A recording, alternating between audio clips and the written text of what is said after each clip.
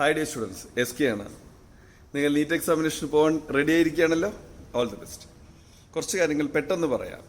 ഒന്നാമത്തെ കാര്യം, രാവിലെ എണീറ്റതിന് ശേഷം വെള്ളം കുടിക്കുക, നന്നായി വെള്ളം കുടിക്കുക, ടോയ്ലറ്റിൽ പോവുക. എന്നിട്ട് നിങ്ങളെ റീഹൈഡ്രേറ്റ് ചെയ്യുക. ഏതെങ്കിലും കുട്ടികൾക്ക് തലവേദന വരിക, അതുപോലെ എന്തെങ്കിലും വയറിനെന്തെങ്കിലും പ്രശ്നമുണ്ടെന്ന് തോന്നുക, അങ്ങനെ എന്തെങ്കിലും ഉണ്ടെങ്കിൽ നിങ്ങൾ അതിനുവേണ്ടി ടാബ്ലറ്റ് ഇപ്പോഴേ കഴിച്ചോളൂ. തലവേദന വന്നിട്ട് നമ്മൾ ടാബ്ലറ്റ് കഴിക്കാൻ നിൽക്കണ്ട, ഇപ്പം തന്നെ കഴിച്ചോളൂ. ഒരു കുഴപ്പം വരാല്ല. ഭക്ഷണം കഴിച്ചതിന് ശേഷം ഇത്തരം നിങ്ങൾ റെഗുലറായി എടുക്കുന്ന വല്ല മെഡിക്കേഷൻ ഉണ്ടെങ്കിൽ അതെടുക്കാം, ഒരു കുഴപ്പമില്ല. അതിന് ശേഷം പിന്നെ ഭക്ഷണം കഴിക്കുക, വെള്ളം കുടിക്കുകയൊന്നും വേണ്ട. എല്ലാം രാവിലത്തെ ഭാഗത്തിന് എല്ലാം ചെയ്തു വയ്ക്കുക. എക്സാം ഹാളിലേക്ക് പോകുന്നതിൻ്റെ തൊട്ട് മുന്നേറ്റ് കുറച്ച് ഒബ്ജക്റ്റീവ് ക്വസ്റ്റ്യൻസ് വെറുതെ ചെയ്യുക. നിങ്ങൾക്ക് നല്ലോണം അറിയണ ഒരു ക്വസ്റ്റ്യൻ പേപ്പർ ചെയ്താൽ മതി, വേറെ ഒന്നും ചെയ്യേണ്ട. നമ്മൾ ഈ ക്രിക്കറ്റൊക്കെ ഫുട്ബോൾ കളിക്കാൻ പോകുന്ന ആൾക്കാർ ആദ്യം ഒന്ന് വെറുതെ ഗ്രൗണ്ടിൽ ഇങ്ങനെ ബോളൊക്കെ എറിഞ്ഞ് നോക്കില്ലേ, അതുപോലെ. അപ്പോൾ നിങ്ങളുടെ ബ്രെയിൻ എന്ത് ചെയ്യുമെന്ന് വെച്ച് കഴിഞ്ഞാൽ ഈ ലോജിക്കൽ ക്വസ്റ്റ്യൻസിലേക്ക് ശ്രദ്ധ കൊടുക്കാൻ തുടങ്ങും.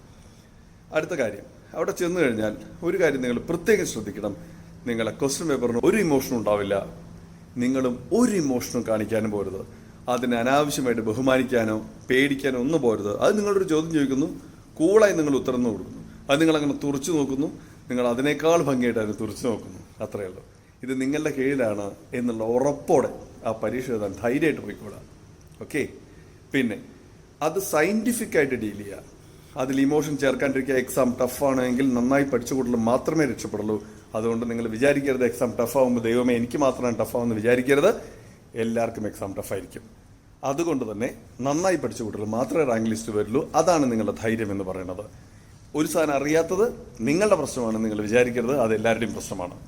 പിന്നെ ചില ആൾക്കാർക്ക് ഭാഗ്യം കൊണ്ട് ആദ്യം ബയോളജി കിട്ടിയെന്ന് വരാം, അപ്പോൾ അവർ കുറച്ച് സ്കോർ ചെയ്യും. ചില ആൾക്കാർക്ക് അടുത്ത ഫിസിക്സ് ആണ് കിട്ടിയെന്ന് വരും ആദ്യം തന്നെ, അപ്പോൾ അവർ കുറച്ച് ഫിസിക്സ് എന്തായാലും ബയോളജി അത്ര ഈസി ആവില്ലല്ലോ.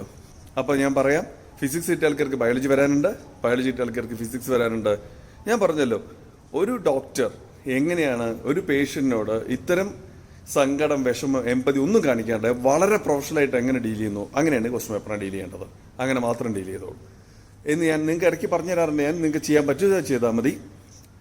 ക്വസ്റ്റ്യൻ A, ഒന്നാമത്തെ ക്വസ്റ്റ്യൻ ആൻസർ അതാണെന്ന് മനസ്സിലാക്കി കഴിഞ്ഞാൽ അത് മാർക്ക് ചെയ്യുക. രണ്ടാമത്തെ നിങ്ങൾ വിട്ട് മൂന്നാമത്തെ മാർക്ക് ചെയ്ച്ചാൽ അത് മാർക്ക് ചെയ്യുക.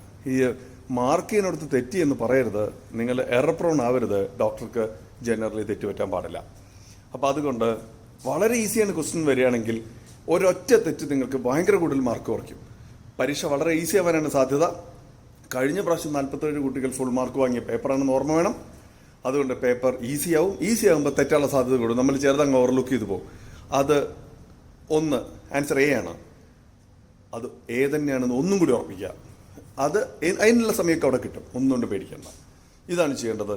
അതുപോലെ ക്വസ്റ്റ്യൻ പേപ്പർ കിട്ടുന്നതോ നിങ്ങൾ ഹാളിൽ എത്തുന്നതോ ബ്ലോക്കോ എല്ലാ കാര്യങ്ങളും ആൻറ്റിസിപ്പേറ്റ് ചെയ്തോളൂ. പ്രശ്നങ്ങൾ ഉണ്ടാവാൻ സാധ്യത ഉണ്ടെന്ന് അതൊന്നും ആലോചിച്ച് പേടിക്കേണ്ട. ബ്ലോക്ക് പെടുമ്പോൾ നിങ്ങൾ ആലോചിക്കുക, SK സാർ പറഞ്ഞിട്ടുണ്ട് ബ്ലോക്ക് ഉണ്ടാവാൻ സാധ്യതയുണ്ട്, എല്ലാ കുട്ടികളും ഒന്നിച്ച് വരുന്ന സമയമാണ്. അപ്പോൾ ആ പ്രശ്നം തീർന്നു, നിങ്ങൾ ആൻറ്റിസിപ്പേറ്റ് ചെയ്തതാണ്. അതുപോലെ തന്നെ ചിലപ്പോൾ ഇൻഎക്സ്പീരിയൻസ്ഡ് ആയിട്ടുള്ള ഈ ഇൻവിജിലേറ്റേഴ്സൊക്കെ അവിടെ ഉണ്ടായിന്ന് വരാം. അവർ നിങ്ങൾക്ക് ക്വസ്റ്റ്യൻ പേപ്പർ തരാൻ വൈകിയെന്ന് വരാം, അല്ലെങ്കിൽ മാർക്ക് ചെയ്യാനുള്ള പേപ്പർ, ആൻസർ പേപ്പർ തരാൻ ആദ്യം വൈകുന്നേരം എണീറ്റ് വന്നിട്ട് മാം ഞങ്ങളെ മനസ്സിലാക്കിയതനുസരിച്ച് ആദ്യം തന്നെ ആ പേപ്പർ തരേണ്ടതാണ്, മാം ഒന്ന് ചോദിച്ചു നോക്കുമോ എന്ന് വളരെ പൊളൈറ്റായിട്ട് പറയുക. അതേപോലെ നിങ്ങളോട് എന്തെങ്കിലും പറയേണ്ടതെങ്കിൽ അതൊക്കെ ആ സമയത്ത് എന്ത് ചെയ്യുമെന്ന് വെച്ച് കഴിഞ്ഞാൽ ഇതൊക്കെ ആൻറ്റിസിപ്പേറ്റ് ചെയ്യണ്ടല്ലോ നമ്മൾ, അപ്പോൾ പ്രശ്നം തീർന്നല്ലോ. നമ്മളത് അതേപോലെ തന്നെ അവർക്ക് പറഞ്ഞു കൊടുക്കാം, മാം ഇതിനിടയിൽ ഒപ്പിടാൻ കൊണ്ടുവരില്ലേ പ്ലീസ് എന്ന് പറയുക. അങ്ങനെ നിങ്ങൾ എന്ത് ചെയ്യാന്ന് വെച്ച് കഴിഞ്ഞാൽ ഇതൊക്കെ നിങ്ങൾ ആൻറ്റിസിപ്പേറ്റ് ചെയ്യണം. ഈ അവർക്ക് ബുദ്ധിമുട്ടുണ്ടാക്കാവുന്ന രൂപത്തിലുള്ള ഡ്രസ്സ് ഇട്ട് പോവുക, അതുപോലെ മെറ്റൽ ആർട്ടിക്കിൾസ് ഒക്കെ ഉണ്ടാവുക, പിന്നെ അവിടെ വെച്ചൊന്ന് മാറി നിൽക്കൊന്നുകൂടി ചെക്ക് ചെയ്യണമെന്ന് പറയിപ്പിക്കാനുള്ള വഴിയൊന്നും ഉണ്ടാക്കാണ്ടിരിക്കുക. വളരെ ആദ്യം തന്നെ ഇതൊക്കെ പ്രതീക്ഷിച്ച് പോവുക. എന്തെങ്കിലും പ്രശ്നങ്ങൾ വരച്ചാൽ തിരിച്ചടിയെന്ന് വിചാരിക്കരുത്. ചില സമയത്തൊക്കെ പണ്ടൊക്കെ ഉള്ള കാര്യമാണ്, ഇപ്പോഴും നടന്നു വരില്ല. കുറേയും കൂടിയൊക്കെ വേർഷൻ കോഡ് ഉണ്ട്. അപ്പോൾ Aയും Bയും Cയും Dയും കഴിഞ്ഞാൽ ഒരു A വരും.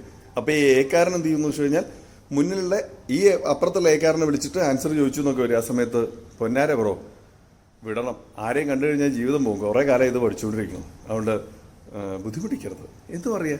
എല്ലാം ചിരിച്ചുകൊണ്ട് ഡീൽ ചെയ്യുക. അത്രയുള്ള കാര്യം.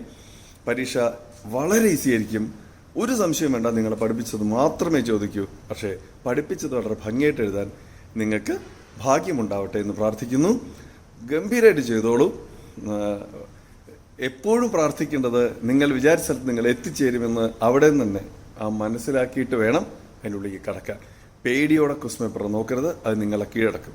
അതേസമയത്ത് കോൺഫിഡൻസോടെ നോക്കിക്കോളൂ, അത് നിങ്ങളെ സഹായിക്കാൻ തുടങ്ങും. Thank you very much.